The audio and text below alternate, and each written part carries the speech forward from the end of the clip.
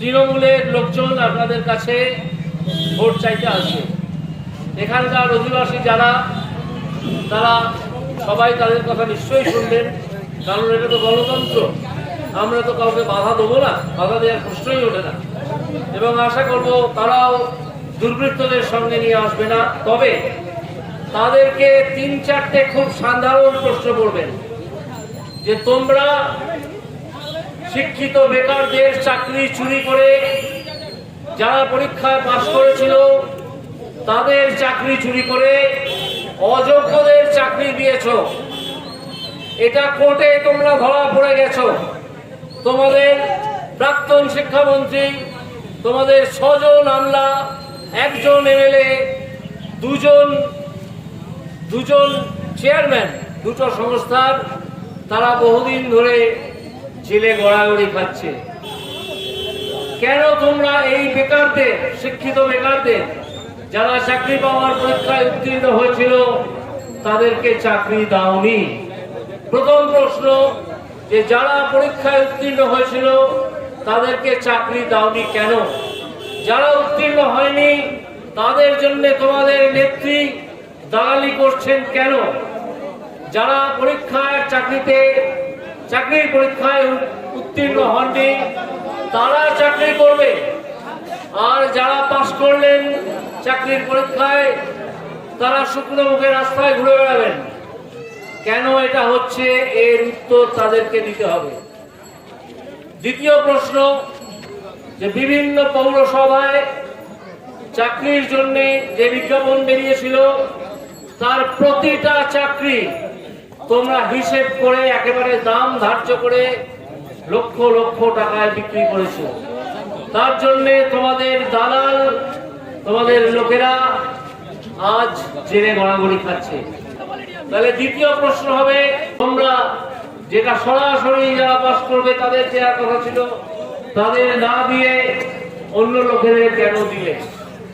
তাহলে দুটো প্রশ্ন হলো, একটা হচ্ছে শিক্ষকতার চাকরিতে শিক্ষক যারা পাস করলো তাদেরকে চাকরি দিলে না, যারা পাস করলো না তাদেরকে চাকরি বিক্রি করলে।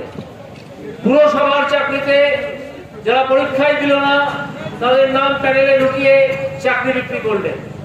তাহলে শিক্ষকদের চাকরি বিক্রি হলো অযোগ্যদের কাছে, পুরসভার চাকরি বিক্রি হলো যারা পরীক্ষায় দিল না তাদের কাছে।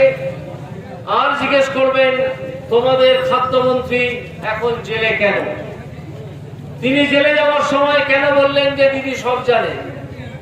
তাহলে দিদি তো সত্যিই সব জানে।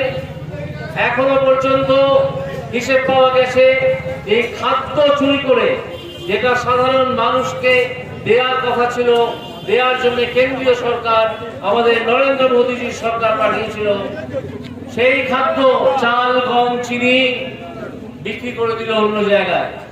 10,000 কোটি টাকা তারা রোজগার করলো। রোজগার এটাকে বলা যাবে না, কারণ রোজগার হয় পরিশ্রমের ফলে।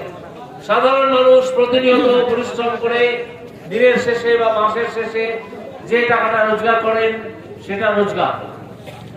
আর যারা যেটা দালালি করে কামানো হয়, চুরি করে খাদ্য বিক্রি করে কামানো হয়, সেটা কামাই।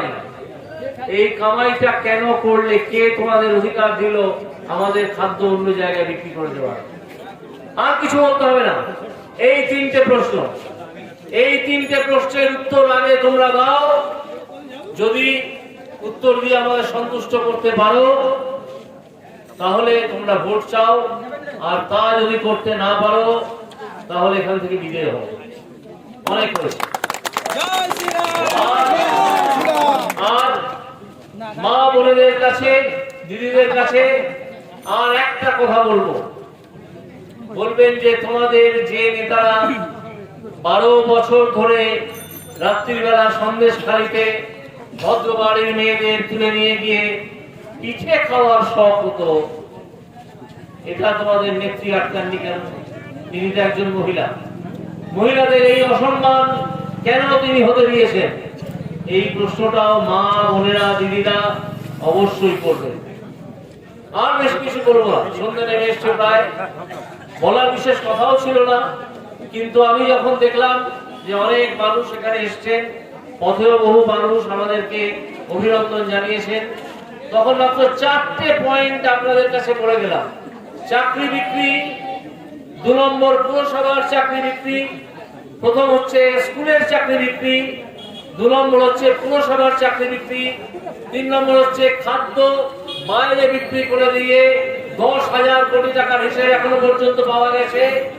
আর চতুর্থ, মহিলাদের জন্য এই প্রশ্নটা তৈরি করলাম যে সন্দেশখালিতে পিঠে খাওয়ার শখ রাত্রি 12টায় যে হচ্ছিল গত 10 বছর ধরে, তোমাদের নেত্রী একজন মহিলা হওয়া সত্ত্বেও তিনি মহিলাদের এই অসম্মান, এই শ্লীলতাহানি কেন হতে দিলেন?